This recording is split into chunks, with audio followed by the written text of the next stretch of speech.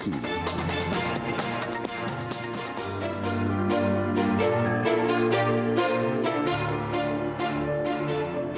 Buenas noches, soy Laura Gil y esto es Hashtag Internacional, un programa para debatir temas de Colombia en el mundo y el mundo en Colombia. Y esta noche haremos el segundo capítulo de la serie sobre La Habana a la luz de la experiencia internacional. El tema de hoy es el acuerdo sobre las drogas, nuestro hashtag numeral en clave internacional. Bienvenidos.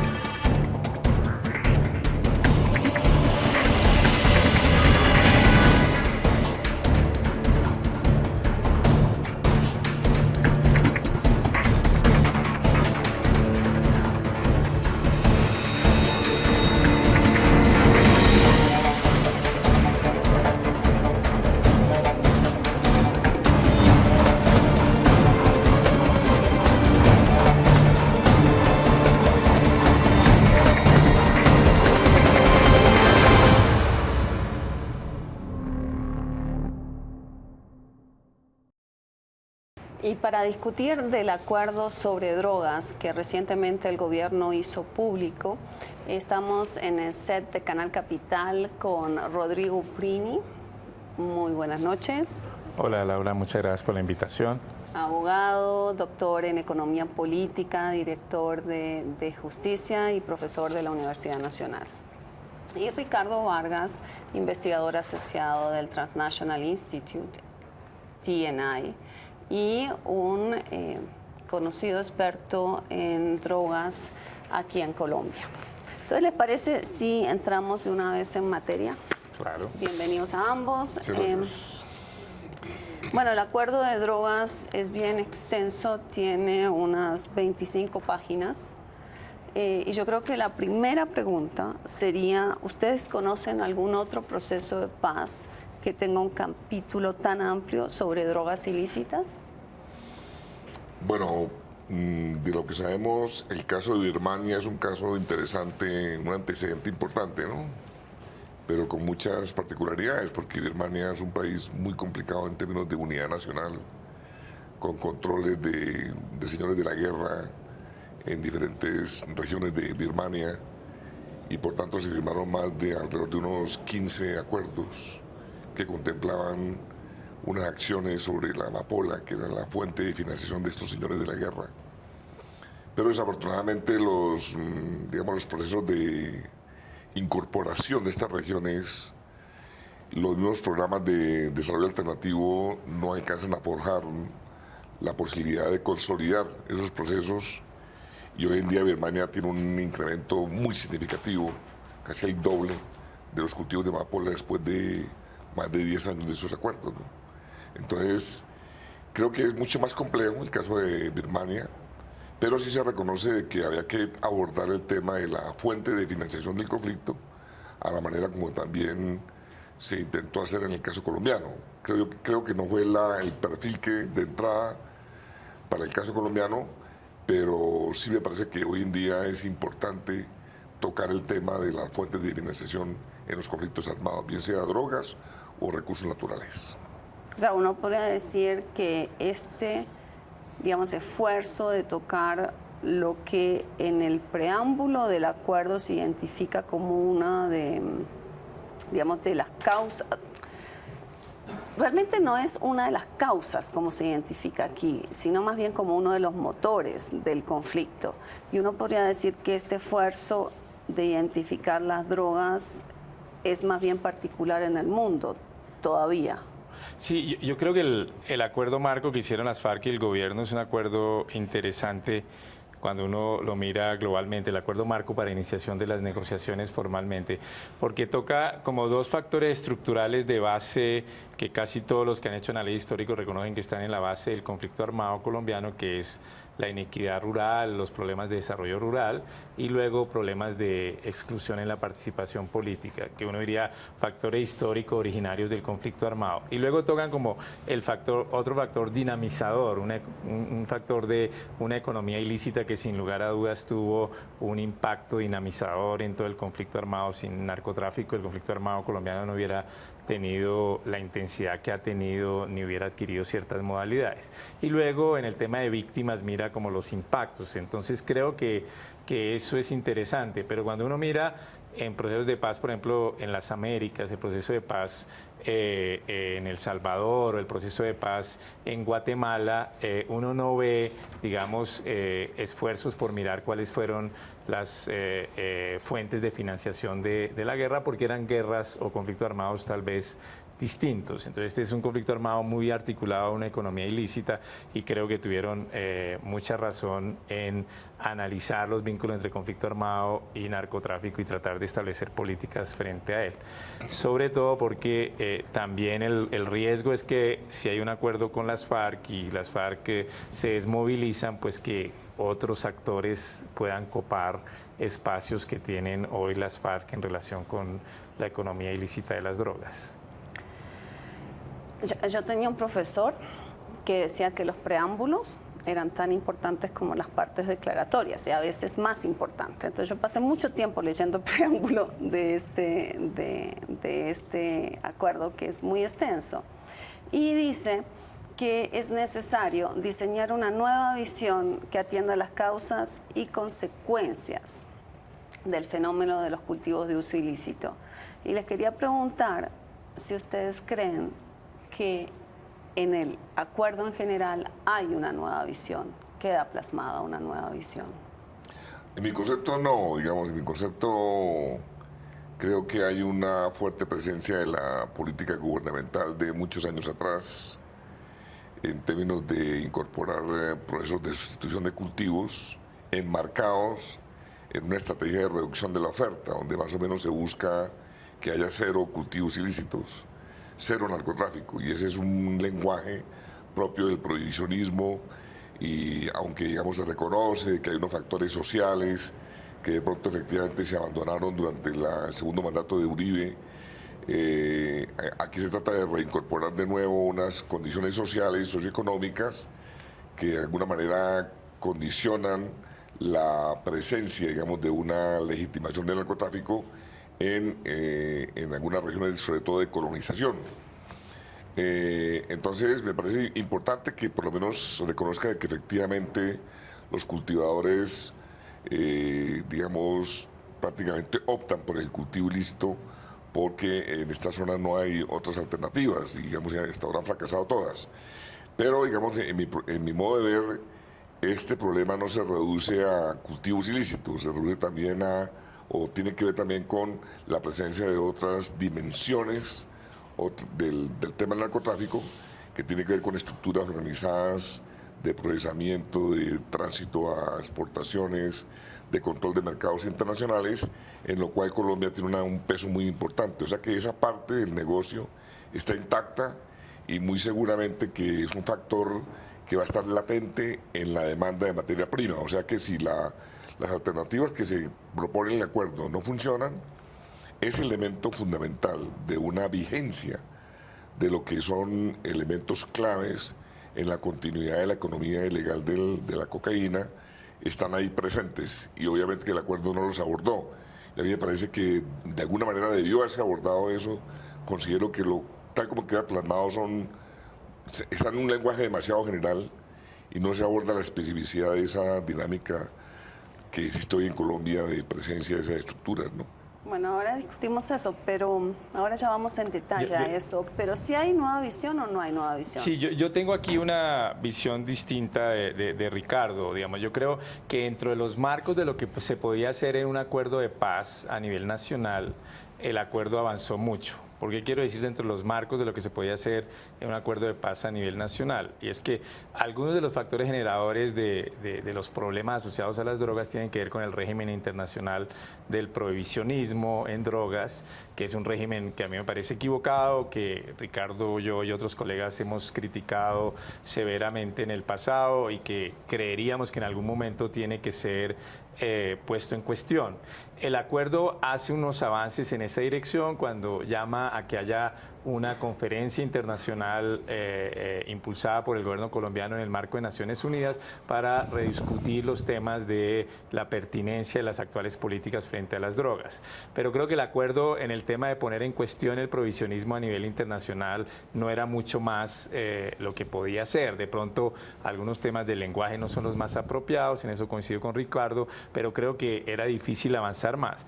Y en lo que podía avanzar, el acuerdo hizo avances importantes. En el tema de cultivos ilícitos, por ejemplo, yo creo que el acuerdo incorpora buenos enfoques, a veces le falta concreción, pero incorpora buenos enfoques de cómo manejar el tema de cultivos ilícitos en una mejor forma. ¿Qué nuevos enfoques? Incorpora la idea de que toda la política de drogas, incluyendo la política frente a cultivos ilícitos, tiene que fundarse en criterios de derechos humanos. Y eso puede parecer una declaración retórica, pero no lo es, porque quiere decir que entonces las políticas de erradicación o las políticas frente a los grupos cultivadores tienen que tomar en cuenta los derechos de los cultivadores, es decir, que sería impensable hacer erradicaciones sin darles alternativas a estas personas, y trata de desarrollar frente a ellas estrategias de articular las políticas de disminución de la oferta con políticas de desarrollo rural, y en esa medida establece una conexión muy fuerte entre el acuerdo de drogas y el acuerdo general que también se hizo sobre desarrollo rural, con esta idea, por ejemplo, un enfoque territorial para enfrentar el tema de las drogas ilícitas, reconociendo que el tema de las drogas ilícitas está articulado a problemas de desarrollo rural y a problemas de una presencia distorsionada del Estado en los territorios. Eso yo creo que es un avance muy significativo. Otro avance tiene que ver con el tema de la participación, o sea que en las políticas destinadas a reducir la oferta y reducir por consiguiente los cultivos ilícitos, eso tiene que contar con la participación de las comunidades locales, es decir, que no se va a hacer como se ha hecho usualmente una intervención primariamente represiva, sino que tiene que contar con digamos, con la participación de estas comunidades. Voluntaria y concertada. Exacto. Y que por consiguiente el recurso a las medidas represivas será un recurso en última instancia. Se mantienen, pero con un recurso en última instancia. Es más, ese lenguaje todavía no está pendiente de revisión. En el tema de erradicación. En el tema de fumigación. El tema de seguridad, el tema de las medidas represivas que podría haber, todavía está... Sí, ahí todavía falta puntos de acuerdo, por ejemplo, sobre el tema, sobre todo de fumigación, mientras que las FARC plantearon como una moratoria a la fumigación, el gobierno lo estableció como en última instancia. En el tema también de consumo, creo que también hay aportes, de los cuales podemos hablar ulteriormente, pero quería referirme también al tema que planteaba Ricardo de la relación con organizaciones, digamos, con formas de mafias y de criminalidad organizada asociadas a la expansión del narcotráfico. Yo comparto con Ricardo la idea de que mientras uno mantenga la prohibición a nivel internacional, mientras mantengan niveles altos de consumo en países desarrollados, habrá formas de narcotráfico en América Latina distintas. Pero creo que esta estrategia que surge del acuerdo establece unas políticas más inteligentes para enfrentar el tema de la criminalidad asociada al narcotráfico. Por ejemplo, estableciendo la necesidad de que haya políticas diferenciadas según los distintos eslabones en el campo de la economía del narcotráfico. Creo que entonces ahí a veces puede faltar concreción, pero eso tendrá que ver también con la implementación de los acuerdos, pero creo que las orientaciones son mucho más acertadas y mucho más compatibles con una política democrática del Estado colombiano frente a las drogas en el marco de un régimen internacional que sigue siendo y seguirá siendo por algún tiempo, esperamos que no tanto, prohibicionista. Sí. pero eso va cambiando, o sea, poquito a poquito va cambiando. Y yo creo que, a lo que está apuntando Ricardo es que no necesariamente el acuerdo reconoce un marco internacional cambiante. ¿Estoy acertada en interpretarte de esa forma? Sí, absolutamente, porque, es decir, uno puede, depende de lo que se proponga, porque uno puede, digamos, abrir espacios de participación de las comunidades sobre cómo hacen la dinámica de inversión, digamos, en donde ellos tengan algo de participación. Pero lo que es la estrategia gruesa, transnacional, está intacta, digamos. ¿Cuál es el objetivo? Reducir la oferta. Y lo que la política de drogas muestra es que esos modelos aplicados en todo el mundo no han sido exitosos.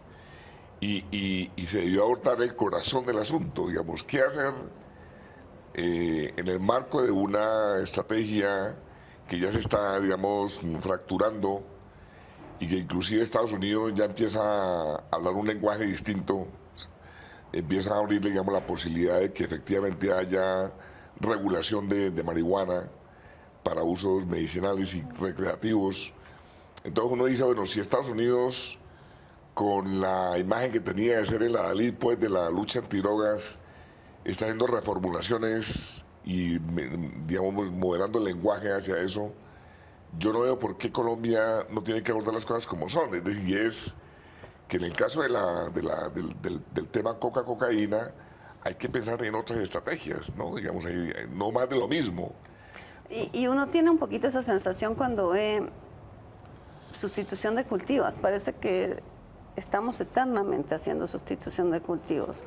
Aparte de, digamos, el elemento de la participación de las comunidades. Rodrigo, ¿qué otro elemento podría hacer creer que este programa de sustitución de cultivos, de este acuerdo, podría ser más exitoso de lo que se ha intentado hasta ahora?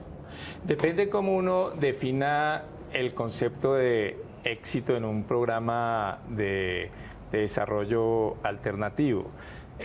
Si el éxito se va a medir por la disminución global de la oferta de cocaína en el mundo, ahí yo comparto con Ricardo, eso va a ser un fracaso porque eso está asociado a la persistencia del régimen prohibicionista y por consiguiente al desplazamiento de los cultivos en toda América, al menos en la América Andina. Ricardo, que es experto en este tema, lleva haciendo estadísticas o siguiendo estadísticas sobre cultivos ilícitos no sé hace cuántos años, una veintena de años, y siempre, digamos, la cantidad de cultivos ilícitos y la cantidad de oferta potencial de cocaína en la región, digamos, no varía sustantivamente a pesar de todas las políticas que se hagan. Ahí es donde yo creo que es mi crítica fundamental al prohibicionismo como estrategia fracasada para enfrentar el tema de las drogas. Y ahí comparto la idea de que el acuerdo hubiera podido ir un poquito más, digamos, no quedarse únicamente en convocar una conferencia internacional, sino, digamos, que allí explícitamente se plantearan digamos, cuestionamiento del régimen internacional de la prohibición. Ahí lo comparto y que se saludara abiertamente experiencias novedosas como la de Uruguay con la regulación de la marihuana. Ahí lo comparto. Pero el hecho fuerte es que por más de esos avances, durante unos buenos años el régimen internacional prohibicionista, gústenos o no a quienes somos sus críticos, por ejemplo, en el tema de cocaína se va a mantener y por consiguiente un Estado como Colombia tiene que tener una estrategia frente a los cultivos ilícitos y frente a las mafias del narcotráfico. Y frente a los cultivos ilícitos lo que se puede hacer es lo máximo que se puede hacer en una democracia, que es intentar enfrentar de manera distinta el problema. Y yo creo que sí hay un enfoque diverso, que es la idea de un enfoque territorial, es decir, que yo creo que es errado hablar de un programa nacional de sustitución de cultivos ilícitos, pero también se entiende como un programa nacional de desarrollo alternativo articulado a una presencia estatal distinta, una vez superado el conflicto armado, porque este es un acuerdo para después del conflicto armado. Entonces, superado el conflicto armado, podrá haber una presencia estatal en los territorios muy distinta y con esa presencia estatal en los territorios mejorar sustantivamente el nivel de vida de las poblaciones rurales, y a ese nivel yo creo que el acuerdo puede tener impactos exitosos. Que eso implique reducir el tema de la oferta de cocaína a nivel de la región andina, creo que es más discutible, pero que eso tendrá un impacto mucho más positivo sobre las poblaciones locales y podrá mejorar la articulación del Estado colombiano en los territorios, sí lo creo. Yo creo que la coca no es un problema en sí mismo, sino es un síntoma de problemas de base. Y en esos problemas de base está el modelo agrario colombiano, que se rige por la fuerte concentración de la estructura agraria con modelos agroexportadores, y ahora se le adiciona a eso el tema de la minería. Entonces, esos programas, agroexportación, minería, esa apuesta que ha hecho el gobierno colombiano por la minería, son los que van a definir en últimas la suerte de la consolidación del proceso. En el sentido de que esto no depende de unas dinámicas de participación que se hagan en la zona, finalmente los campesinos pueden participar de cómo sustituir, pero el tema grueso es quién tiene la decisión real para definir la suerte de un territorio si allí aparece explotación minera. Y eso sí que se lleva por delante cualquier intención de desarrollo alternativo. Pero antes de entrar en ese debate, la pregunta sobre la sustitución de cultivos. No funcionó aquí, no ha dado, digamos, resultados notables, pero tampoco ha funcionado en otros países como Afganistán. En Afganistán, desde el 2001 se está intentando erradicación de cultivos y se está disparando los cultivos de amapola, ¿verdad, sí, Ricardo? Sí. ¿Qué explica eso? ¿Por qué no funciona? Bueno, en el caso de Afganistán hay una diferencia fuerte con Colombia, y es que los talibán han sabido muy bien articularse a toda la dinámica campesina afgana, en el sentido de que ellos han sido, digamos, soporte, han creado bancos para préstamos, han generado un apoyo a los campesinos en momentos de crisis financiera, se articulan, digamos, en una dinámica de coparticipación con toda la dinámica de los cultivos de amapola. En el caso de Colombia, la FARC no es eso. La FARC no tiene una legitimidad de los cultivadores, sino que simplemente ellos, mediante el uso de las armas, han regulado el proceso, pero de una manera depredadora. Es decir, en eso se equivoca quienes creen que la farsa... O sea, a ver si entiendo bien, los talibanes tienen su base popular en los cultivadores de amapola. Absolutamente. Y la base popular de la FARC no está en cultivadores... No, no, porque la FARC lo que hizo fue apropiarse de del dinero efectivo que generaba la economía de la coca. Y eso generó una crisis profunda en todos los departamentos donde más o menos se irrigaba este tipo de economías. Entonces, para mucha gente, el modelo de la FARC es un modelo depredador que los ha afectado a ellos y a toda la cantidad de población que instalaba negocios que giraban alrededor de la circulación de dinero del narcotráfico. Ahora, yo inclusive pienso que la salida de la FARC no es determinante en los cambios en el tema, salvo que se quita de encima un factor depredador y puede ser un estimulante para que la gente nuevamente se incorpore con reglas de juego distintas a esa pérdida tan tenaz que tuvieron ellos en las zonas de producción, que prácticamente los negocios de servicios, tiendas, peluquerías, todas estas cosas que la gente, digamos, crea alrededor de estas economías, desaparecieron porque la FARC se llevaba los dineros para financiar la guerra, digamos, para reclutar más gente, para fortalecer su logística, qué sé yo. Entonces, la FARC no, en relación con el narcotráfico, no es lo que cree la gente, digamos, el gran amigo del cultivador, no, es el que le impone unos precios, unas reglas de juego, por eso es injusta la criminalización de los cultivadores como aliados de la guerrilla.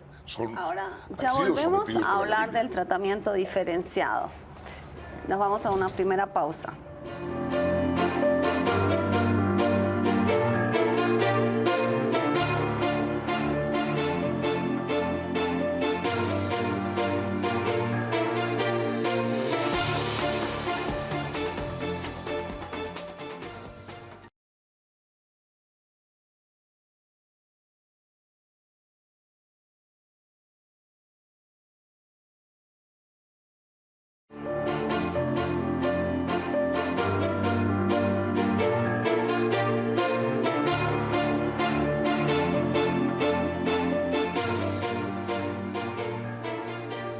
seguimos en Hashtag Internacional con numeral en clave internacional sobre los acuerdos de La Habana, esta noche el acuerdo de drogas, y vamos a mostrarles una nota para contextualizar lo que decía Ricardo Vargas sobre la experiencia afgana.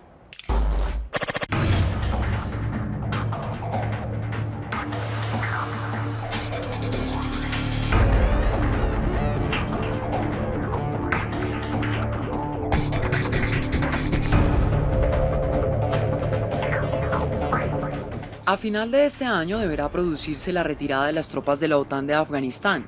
A la hora de evaluar los resultados de la intervención internacional en este país de Asia Central desde 2001, todo parece indicar que los esfuerzos por erradicar el cultivo de adormidera y disminuir sustancialmente la producción de opio han sido en vano. Pese a los esfuerzos de los programas de erradicación impulsados y financiados por Washington, avaluados en cerca de 12.000 millones de dólares, el cultivo de adormidera y la producción del opio incluso se han incrementado, especialmente en las provincias del sur, parcialmente controladas por los talibán.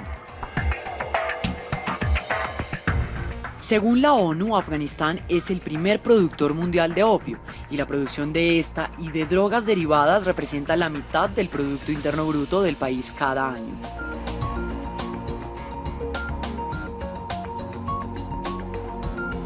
Afganistán está ubicado estratégicamente entre el sur de Asia, Asia Central y Oriente Medio. Su posición geográfica, la debilidad estatal, el precario control territorial y la porosidad de las fronteras favorecen una floreciente economía criminal.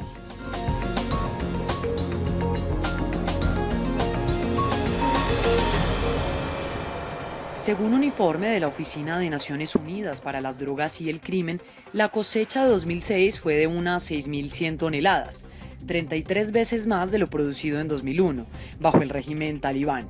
A su vez, la extensión de los cultivos alcanzó una cifra récord, 165.000 hectáreas, comparadas con las 104.000 de 2005 y las 7.606 de 2001 en la era talibán. Actualmente, la heroína afgana se vende en los mercados internacionales de narcóticos, por 100 veces el precio que obtienen los campesinos que cultivan la adormidera en sus tierras. Aunque no se reconoce en voz alta, los talibán fueron un socio clave para poner en marcha un programa de erradicación de la droga, relativamente exitoso, impulsado por Naciones Unidas. El director ejecutivo de la Oficina de Naciones Unidas para las Drogas y el Crimen, Yuri Fedotov, alertó sobre el desafío global que suponen los narcóticos afganos y sobre la responsabilidad compartida de superarlo. Resultados arrojan que en Afganistán hay por lo menos 200.000 adictos al opio y la heroína, 50.000 más que en Estados Unidos, un país mucho más grande y con mayores recursos, según el Departamento de Salud estadounidense y un estudio de Naciones Unidas en 2005. Además de esto, el cultivo de adormidera genera gigantescos ingresos en Afganistán, que figura entre los países más pobres y también más corruptos del mundo. En el continente americano, los países del hemisferio buscan consenso para revisar y modificar el modelo de lucha antidrogas, que hasta ahora ha tenido un enfoque esencialmente criminal y punitivo. Se estudian alternativas que van desde la despenalización a la legalización, por lo menos de algunas sustancias. El presidente colombiano Juan Manuel Santos promovió un primer debate sobre el tema en la Sexta Cumbre de las Américas celebrada en Cartagena de Indias en 2012. Los mandatarios del hemisferio iniciamos una, yo diría, muy valiosa discusión sobre el problema mundial de las drogas.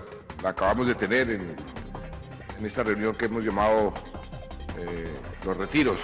Y en ese orden de ideas le hemos dado a la OEA, se lo dimos hace media hora, el mandato para que inicie ese proceso.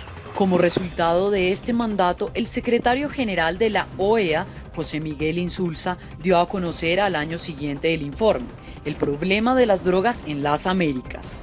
Entre tanto, en diciembre de 2013, Uruguay se convirtió en el primer país del mundo en regular el cultivo, la venta y el consumo de cannabis.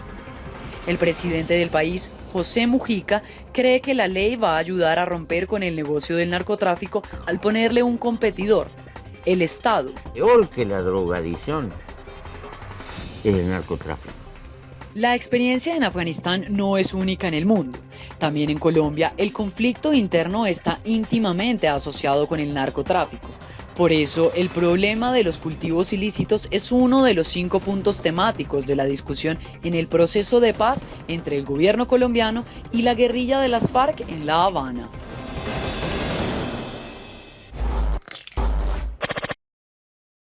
Rodrigo, ¿tenías algún planteamiento sobre el tema del fracaso de la sustitución de cultivos? Sí, yo creo que el dilema de las políticas frente al narcotráfico de países como Colombia es que yo creo que el prohibicionismo tiene un fracaso que es estructural, que está en el corazón de la irracionalidad de la prohibición. Cuando uno tiene una demanda de drogas ilícitas que ha adquirido cierta magnitud, si es una demanda muy puntual, puede uno de pronto por medio de la represión erradicarla, pero que ha adquirido una cierta magnitud y que persiste y cuya dinámica es independiente relativamente de la represión, como lo muestran todos los estudios, que la demanda de drogas ilícitas no depende tanto de las políticas de represión. Entonces, lo que se ha demostrado es que si eso ocurre, siempre habrá mecanismos para que la oferta se ajuste relativamente a esa demanda. Entonces, el fracaso estructural de los cultivos ilícitos o de las políticas de represión en términos de disminución de la oferta y de la magnitud es que si tú tienes un resultado exitoso, que logras, por ejemplo, desarticular una organización criminal o logras erradicar unos cultivos ilícitos en una región, en la medida en que la demanda se mantiene, eso lo que va a generar es, por pura economía política, esta economía ilícita, es una alza muy temporal de los precios, y esa alza muy temporal de los precios lo que genera es dinamismos para que resurja la oferta en otros territorios o resurjan otras organizaciones criminales. Eso está demostrado hasta la saciedad.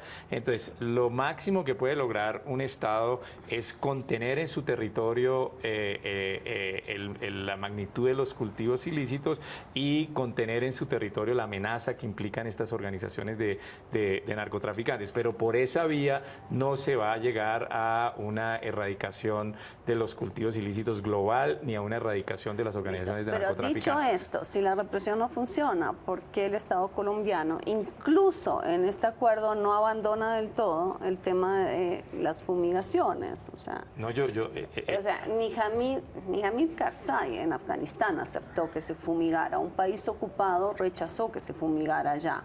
¿Por qué? O sea, ¿cuál es la lógica entonces de seguir insistiendo en fumigaciones? No, esa sí se la tienen que preguntar al gobierno colombiano porque yo tampoco la entiendo. O sea, yo creo que ese es un punto en donde sí soy crítico de la posición del gobierno en el acuerdo. Es decir, sí, todos los estudios muestran que las fumigaciones no logran reducir la oferta y las fumigaciones, como lo demuestran ciertos estudios, han tenido impactos negativos a nivel ecológico, a nivel de la salud de las poblaciones, pues lo lógico sería hacer una moratoria en las fumigaciones, fuera de que tiene un efecto catastrófico sobre la legitimidad local del Estado colombiano. Y ese es un punto que yo no comparto de la posición del gobierno en el acuerdo.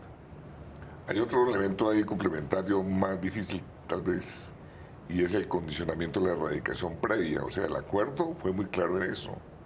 O sea que para entrar a los programas de sustitución no puede haber coca, cero coca. Entonces, eso me parece a mí que reproduce de nuevo un modelo muy complicado, porque en zonas de colonización, vivir en poco tiempo de un cultivo alternativo va a ser muy difícil.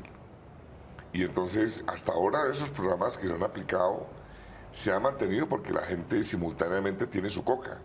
Pero aquí hay un condicionamiento perentorio y parece que la FARC le van a jalar también a controlar eso. Entonces, me parece que es un reto muy difícil. Los costos de incorporar zonas de colonización implica hacer de verdad una política que no existe.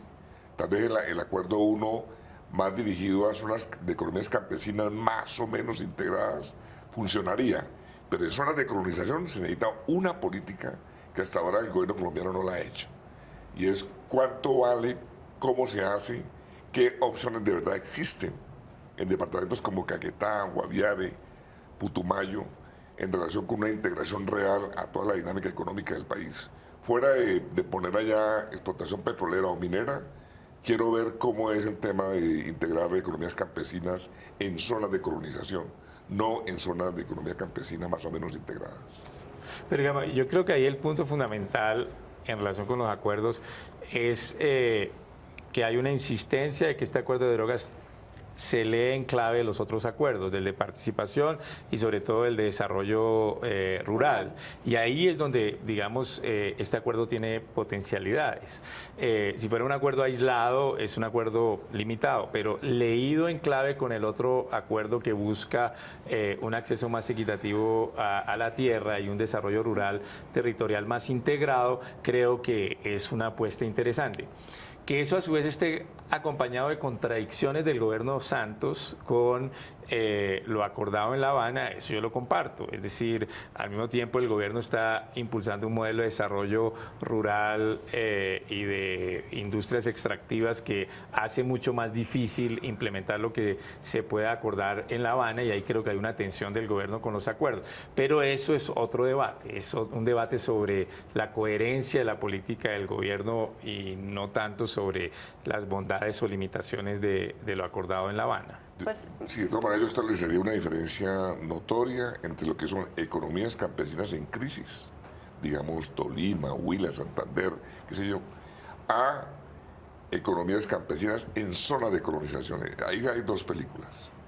Y los acuerdos tal vez pueden en parte incidir en la primera, pero yo no veo claro el tema de las zonas de colonización, que son, digamos, otra historia, con procesos de aislamiento muy complicados, y los esfuerzos por integrar esas zonas mediante alternativas yo la veo bastante difícil. ¿Les parece si pasamos a otro tema y lo leemos en el contexto internacional? Ya hablamos del enfoque territorial, del enfoque de derechos humanos, pero aquí también hablan de un enfoque de salud pública. Entonces, cuando vemos los cambios en la política de drogas en Estados Unidos, donde el presidente Obama ya está hablando de que tiene que haber un enfoque de salud pública para tratar el tema del consumo. Y vemos, por ejemplo, que por votación en algunos estados no solo se ha legalizado la marihuana para uso medicinal, sino también para uso recreativo. Y cuando vemos la experiencia de Uruguay y cuando vemos tantos otros países avanzando hacia legalización, este enfoque de salud pública, ¿cómo lo ubican en el contexto internacional? ¿Se queda corto? Se inserta de una buena manera? Colombia misma ya empezó un proceso de enfoque diferente en términos de tratamiento del consumidor. Entonces la pregunta es, ¿se queda corto o vamos en buen camino? Yo creo que está bien orientado, pero se queda corto. Es decir, ahí es donde en algún artículo que escribí con algún colega reciente, yo decía que el acuerdo era una audacia, pero limitada. Y uno de los elementos de limitación era que el acuerdo no hubiera saludado más abiertamente experiencias innovadoras que se están dando en este campo, como la de Uruguay o la que se pone en marcha en al menos 5 partes de Estados Unidos, 4 estados y se pondría en práctica en la propia capital federal. Creo que está bien orientado. Yo creo que el enfoque en drogas debe ser un enfoque de derechos humanos y de salud pública, derechos humanos para reconocer la autonomía de los consumidores y reconocer que las políticas de drogas tienen que respetar los principios de derechos humanos, y de salud pública porque el problema es evitar que haya abusos de sustancias psicoactivas que puedan afectar la salud de los consumidores o de otras personas. Y un enfoque de esos debería conducir en el mediano y largo plazo a poner en cuestión la prohibición, porque todos los análisis económicos, sociológicos y sanitarios muestran que la prohibición lo que hace es, en muchos de los aspectos, agravar los problemas de salud pública en vez de resolverlos, porque pone a los consumidores a expensas de un mercado ilícito donde no hay control de calidad y donde dependen de distribución por mafias. Entonces yo creo que eso, tomar en serio el lenguaje de enfoque de salud pública y enfoque de derechos humanos, debe llevar a la pregunta, bueno, ¿y la prohibición es el mejor modelo frente a la salud pública y a los derechos humanos? Y la respuesta empírica, y es una respuesta empírica, es no. Y por consiguiente hay que avanzar hacia saludar otras experiencias. Sí, sobre este tema de uso de drogas, yo creo que La Habana no debió haber abordado esa temática. O sea, porque la FARC no tiene mucho que decir frente a eso. Y porque eso tiene que ser un resultado de un proceso participativo de la academia, de los investigadores, centros asociados con el tema de drogas. Pues claro que aquí llama un gran diálogo nacional. Entonces, dice que esto es un proceso nacional. Digamos, lo que quedó acordado ahí sobre el tema específico, en términos de los conceptos, yo creo que aquí a 3 años eso no va a decir mayor cosa. O sea, a la hora de implementarlos, ya ha habido muchísimo desarrollo digamos, ahí yo veo un limitante. Y el limitante principal es que hablar de enfoque de salud pública, ¿qué es? Y a mí me parece que eso tiene que empezar a detallarse de acuerdo con la sustancia. Un enfoque de salud pública sobre marihuana es una cosa. Tiene sus códigos, hay investigaciones específicas sobre eventuales daños, cómo controlarlos, etcétera, etcétera, referido específicamente a marihuana. ¿Cómo es en relación con cocaína, que es el tema de Colombia? Y sobre ese tema, digamos, está totalmente, digamos, el debate en Colombia está prácticamente en cero.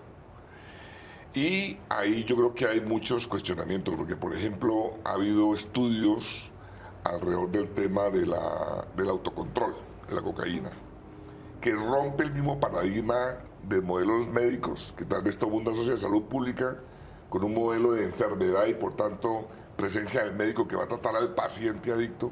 Resulta que estos nuevos estudios sobre autocontrol rompen toda esa estructura y empiezan a ver de que efectivamente son los mismos usuarios los que le pueden decir mucho más a los médicos de cómo es el proceso de asimilación, de control, de regulación misma, ¿cierto?, de los usos.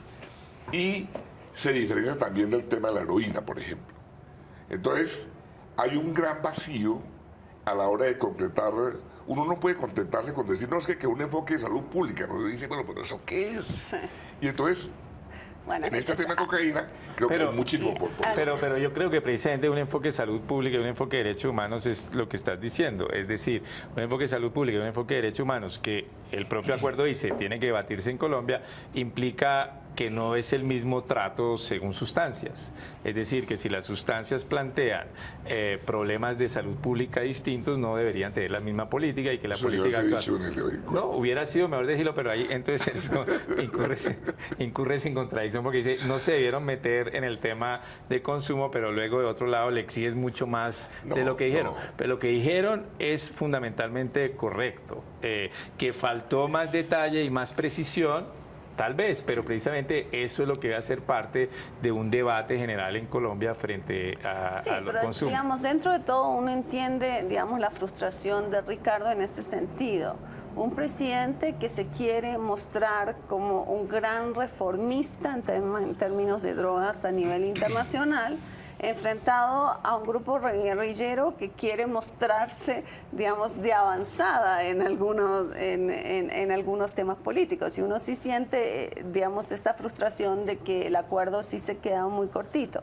Pero antes de pasar directamente, digamos, a cómo Colombia va a llevar esto al plano internacional, quiero hacerles una pregunta sobre el tema indígena.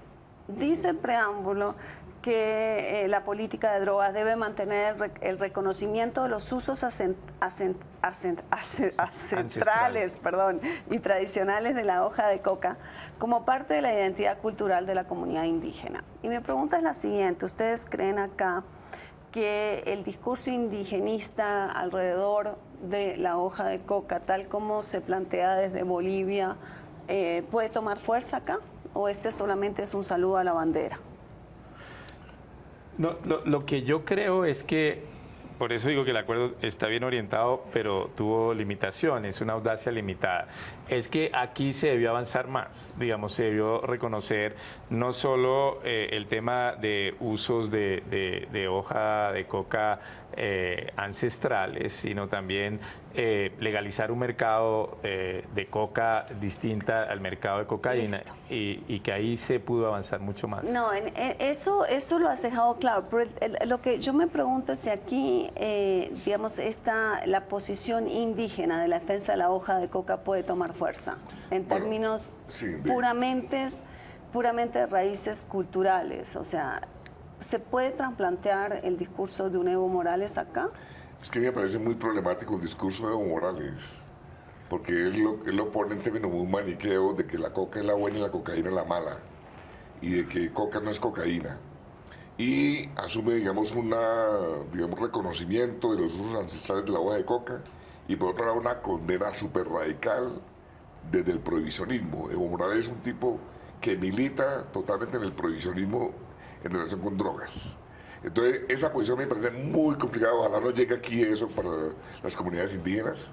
Creo que aquí han sido mucho más sensatas en decir simplemente necesitamos que no haya obstáculos en la posibilidad de desarrollar una industria que ellos consideran que digamos, puede de alguna manera servir como base para ingresos de estas comunidades. No tiene un peso económico importante. Pero eso significaría que no es un escenario de cero hoja de coca en el país. Exacto, o sea, es eso, sí. Es un poco contradictorio en ese sentido, pero de todas maneras yo creo que el acuerdo lo que hace es recoger retóricamente cosas que están enunciadas hasta en la ley 30 del 86, o sea que hace más de 30 años que están ya, ¿no? Entonces el asunto es que está ahí, pero resulta que el INVIMA obstaculiza las licencias para los indígenas que están produciendo hoy en día el té de coca, ¿no? Bueno. Es el detalle, digamos, ¿dónde está la política del gobierno de facilitar esos procesos? Nos vamos a una segunda pausa y ya volvemos con más de Numeral en Clave Internacional.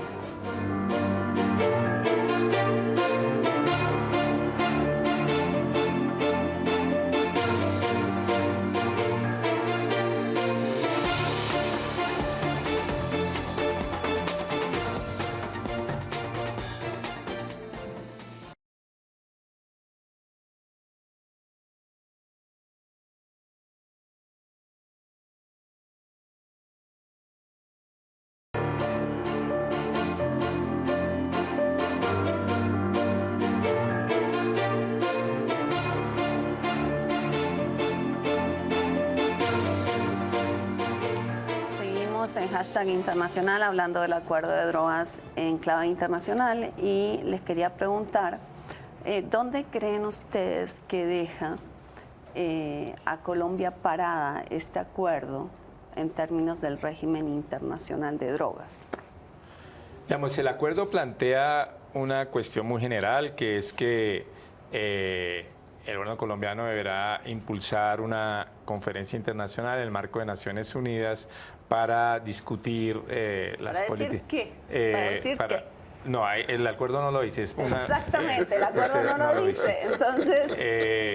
y digamos, ahí hay ambigüedades, porque eso tiene que ver también con la situación de cuál va a ser la relación entre esa conferencia internacional y la conferencia que está prevista para 2016, lo que llaman el UNGAS, o sea, la sesión especial de Naciones Unidas sobre el tema de drogas, digamos. Entonces, ahí lo único que hay es eso, que es algo bastante genérico. Ahí yo hubiera querido que el acuerdo fuera mucho más crítico del régimen internacional y que el propio gobierno sea más crítico frente al régimen de la prohibición, como lo planteó en algún momento el presidente Santos, pero no ha insistido en esas posturas. Entonces yo también creo que eso es un debate que debe dar la sociedad colombiana, es decir, que si ya hay la idea de que va a haber esa conferencia internacional y que además va a haber la reunión de UNGAS, o sea, la sesión especial de Naciones Unidas del 2016, es un buen debate de la democracia colombiana plantearnos cuál debe ser la posición que debe llevar el Estado colombiano a esas conferencias, a las dos, a la prevista por el acuerdo y a la de UNGAS. Y yo creo que debe ser una posición muy crítica frente al régimen internacional y no solo frente al tema de la marihuana, que es el tema en donde en los últimos años ha habido alguna apertura, sino también frente a otras sustancias psicoactivas, en especial frente a la cocaína, que es el tema que causa, digamos, mayor problema en la región. ¿No habría una contradicción si la posición de Colombia es liberalización en términos de la cocaína y aquí estamos en la mitad de la erradicación voluntaria y concertada? Claro, Pregunto, ¿no verían una contradicción si eso es en el 2016 lo que está sucediendo? Sí, yo creo que en general la política del presidente Santos, vista desde el contexto internacional, es esquizofrénica, porque él proclama un cuestionamiento al régimen de drogas, pero por otro lado, internamente, para mí que las cosas están estancadas en relación con modificaciones serias a la política interna colombiana. Y dos, el acuerdo de La Habana no puede ser como un eje o algo representativo para llevar a la conferencia y decir, ves que nosotros estamos logrando cosas nuevas. ¿Por qué no? Porque ahí sigue vigente el modelo prohibicionista. O sea que en ese sentido también se queda corta y a mí me parece que sería insensato llevarlo como lo más representativo del desarrollo de una política más avanzada de Colombia. Yo creo que en la conferencia internacional del 2016 no va a pasar nada. O sea, Santos, con la postura que tiene de que él solo cambiará las cosas en la medida en que todo el mundo cambie, pues nunca va a cambiar nada. Porque países como China, como Rusia... Bueno, quizás aclaremos eso para la audiencia. O sea, el presidente Santos ha planteado que tenemos que decidir entre todos cómo avanzar en la legalización y no hacerlo por separado. Entre todos es todo el mundo, ¿no? Sí, entre los 193. No Colombia. Sí. Entonces, eso genera un limitante muy... Me parece una vía que al final resulta siendo nada. Y saludo mucho más las apuestas interesantes como Uruguay, por ejemplo, que sí de verdad está haciendo un proceso lo que va a pasar nacional. Con Uruguay es que se va a tener que marginar, en cierta manera, del régimen internacional. No, yo no creo. La pregunta es, No. ¿esa es una apuesta acertada?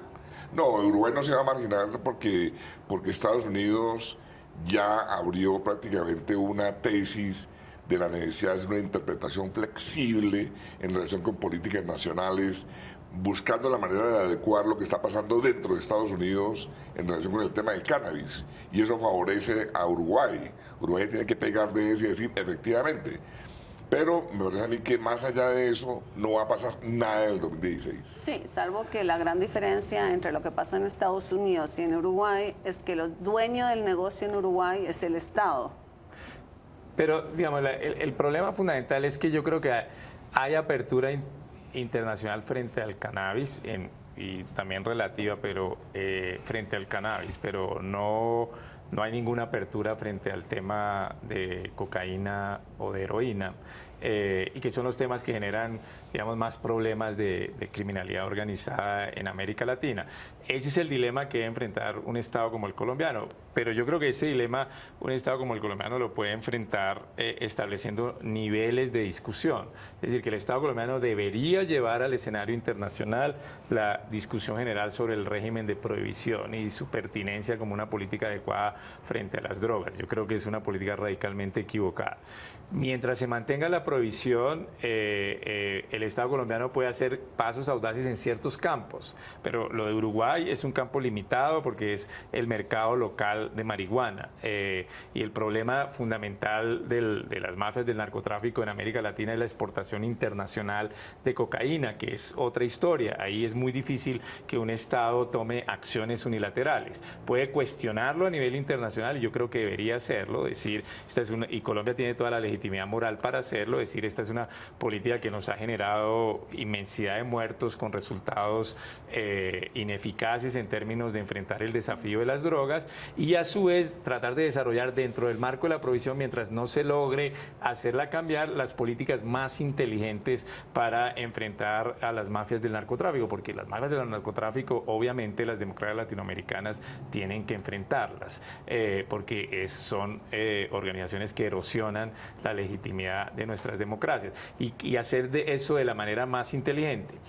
El gobierno Santos a veces no lo ha hecho de la manera más inteligente. Lo que hizo con las llamadas ollas, creo que es una política radicalmente equivocada, que incluso frente al microtráfico se debería tener otro tipo de estrategias y otro tipo de políticas. ¿Cómo creen ustedes que va a jugar México en la UNGAS 2016?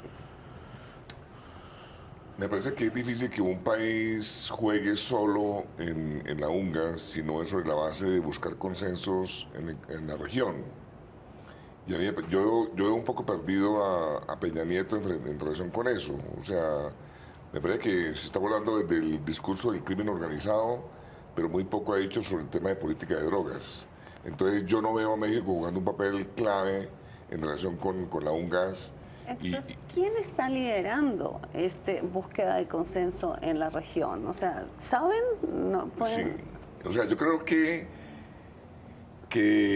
lo único que se alcanzó fue lo que sacó la CICAD OEA en San José de Costa Rica. O sea, más allá de eso no veo nada y veo que es una especie de acuerdo tan general que a la hora de la verdad no tiene, digamos, no recoge, como decía Rodrigo, los aspectos centrales del problema. En este caso, digamos, poner el tema de cocaína, eso no se va a hacer, no se va, ningún país lo va a hacer. Escasamente van a, digamos, a darse, digamos, las declaraciones alrededor del tema de cannabis, pero lo otro creo que va a pasar de largo. Pero yo creo que, digamos, yo obviamente quisiera que el debate internacional fuera más lejos, pero yo creo que al menos en las Américas, por ejemplo, haya un discurso menos histérico frente al tema de las drogas, que por ejemplo hoy incluso Estados Unidos esté hablando de disminuir la población encarcelada por drogas, de buscar alternativas al encarcelamiento masivo y desproporcionado que ha habido en la región. Eso no va a acabar el debate sobre drogas, pero son pasos humanizantes que tampoco son menores. O sea, si lográramos avanzar incluso dentro del marco de la prohibición a una prohibición menos histérica, como la que se vivió en los años 80 y 90, eso ya sería un avance, incluso para quienes somos radicalmente críticos de la prohibición. Pero si estamos todos en contra de la prohibición, la pregunta es... No estamos todos en contra. Aquí estamos los tres en contra. Sí, pero se está formando en las Américas, digamos, un cuestionamiento a la prohibición. Yo no estoy tan seguro, ojalá tuviera razón, yo no estoy tan seguro. Bolivia sigue prohibicionista. Sí, los países de izquierda son súper prohibicionistas. Bolivia es prohibicionista. Nicaragua es extremadamente prohibicionista. Brasil es moderadamente prohibicionista. Bueno, pero entonces, si estamos otra vez en un escenario de confrontación, entonces, de izquierdas y otras posiciones más moderadas, la pregunta es... ¿No ven, digamos, una posible salida de países del régimen, de países que se cansen en el mediano plazo, no en el corto plazo, pero de países que digan no más, este régimen no me sirvió y que el régimen colapse como colapsó el régimen de, no sé, de la prohibición de armas químicas o sea, ¿no ven ese escenario? No, porque para mí, en mi interpretación, la prohibición es funcional para otras agendas. Si el debate fuese solamente sobre el tema de drogas en sí mismas, tal vez se podría generar un ambiente para responder a tu inquietud. Pero a mí me parece que mientras el tema de drogas alimente otras agendas de la política exterior de muchos países de América Latina, eso no va a suceder. Es el caso de Nicaragua. Hace convenios con Rusia alrededor del combate al narcotráfico para Rusia... implementar su presencia en el Caribe. Entonces, Brasil igual, militariza la Amazonía, Bolivia igual. Entonces, hay todavía, esto no depende de la concepción ideológica, hay mucha uso de la estrategia antidrogas para fortalecer la agenda de seguridad, tanto de izquierdas como de derechas, afortunadamente. Yo soy un poquito más optimista. No va a ser mañana, no va a ser pasado mañana, pero yo creo que con la prohibición de las drogas va a pasar un poquito como con el muro de Berlín, que de un día para otro se va a desmoronar. Pero ¿qué va a detonar eso? No estoy tan seguro. Yo creo que lo que está pasando en Estados Unidos, que fue la ley de la prohibición a nivel internacional, la prohibición nació de Estados Unidos y que empieza a haber cuestionamientos orientados esencialmente a marihuana, pero cuestionamiento a decir, oye, esto es una irracionalidad, va a generar en algún momento algo más global, pero eso no va a ser para pasado mañana y menos para mañana, y por eso nuestros países infortunadamente tendrán que coexistir con la prohibición durante unos buenos años. La otra posibilidad es que la flexibilización sobre el cannabis genera radicalidad frente a la cocaína. Eso puede suceder, infortunadamente. Que hay que prever. Bueno, se nos acabó el tiempo, nosotros nos vamos, los invitamos a seguir viendo la franja de análisis de Canal Capital todas las noches a las 9. Nosotros nos reencontramos el próximo jueves en Hashtag Internacional y seguimos haciendo TV más humana para ustedes. Muy buenas noches.